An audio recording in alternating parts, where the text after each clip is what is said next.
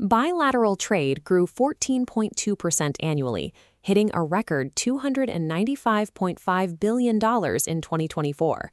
But observe the second line. As overall trade volumes peak, Africa's trade balance entered a severe deficit.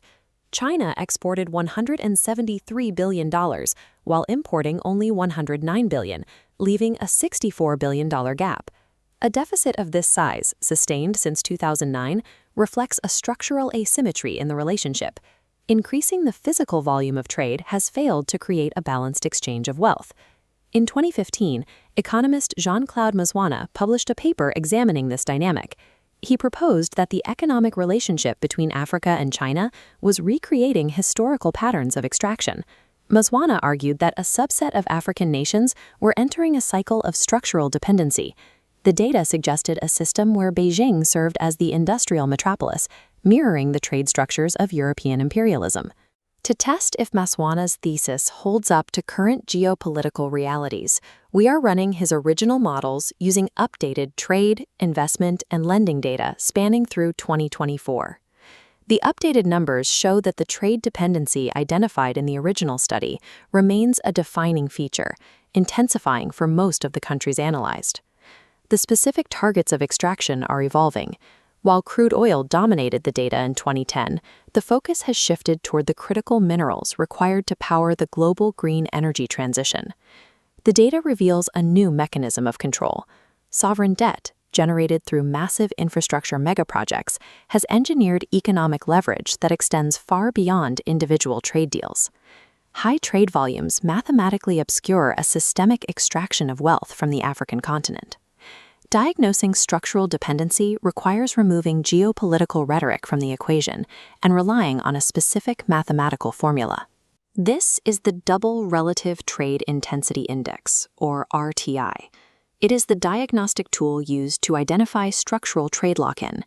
The math compares actual bilateral trade flows, the numerator, against the statistically expected volume based on global market shares, the denominator. When an RTI value crosses greater than 1, the bilateral trade volume exceeds normal global patterns. That threshold indicates a trade dependency. Applying this formula to the 2010 baseline data, identified 10 African nations exhibiting extreme RTI scores with China. Angola scored a 9.68, Chad a 9.09, and Sudan an immense 46.42. To contextualize these numbers, the study created a historical control group. It calculated those same African nations' trade intensity scores with their former European colonizers back in 1995. The comparison reveals a significant shift. The Democratic Republic of Congo had an RTI of 1.07 with Belgium. By 2010, its RTI with China reached 1.61. Angola's score of 3.01 with Portugal was eclipsed by its 9.68 score with China. The data shows that China has replaced former European powers in the mathematical architecture of global trade, absorbing and amplifying the existing channels of extraction. Qualitative data through 2024 suggests this geographic concentration has intensified. 5 nations, Angola, South Africa, Sudan, the DRC, and the Republic of Congo, account for 69. This theory states that developing nations, the periphery, are disadvantaged by specializing in the export of raw materials while importing expensive finished goods from an industrialized center. This Sankey diagram displays a sharp asymmetry. From 2000 to 2022, 89% of all exports from Africa to China were unprocessed primary commodities. That volume is concentrated.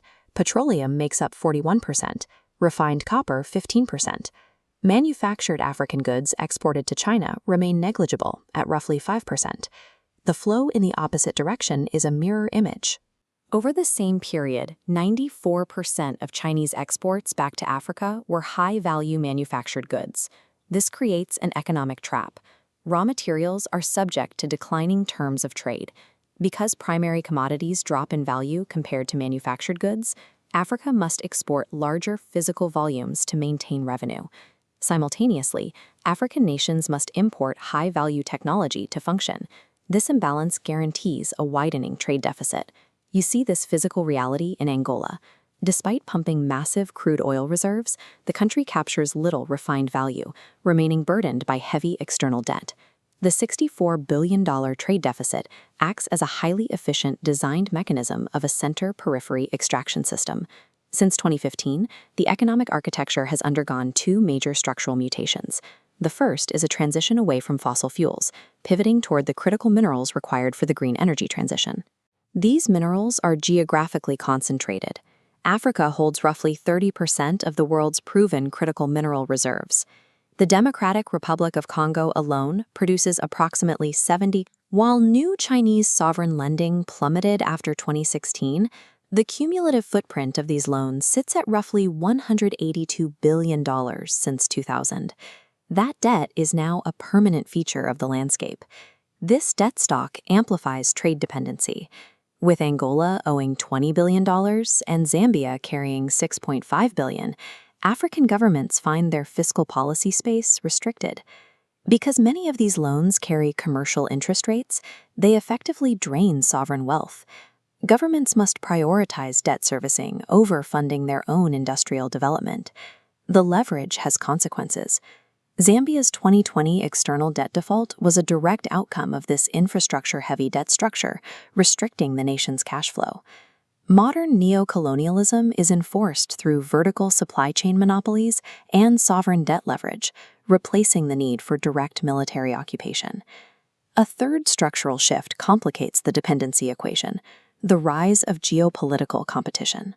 The US and the EU are now actively scrambling to secure their own critical mineral supply chains.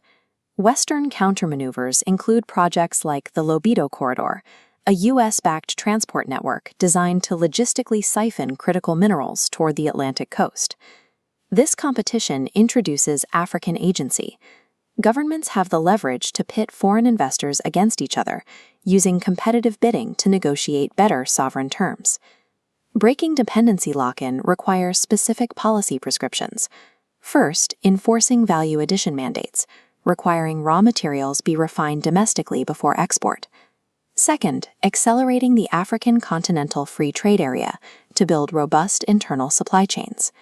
Third, governments must utilize multilateral frameworks to demand transparent debt restructuring and negotiate binding technology transfer clauses for future infrastructure projects. The 2024 data indicates that colonial patterns of extraction remain mathematically dominant.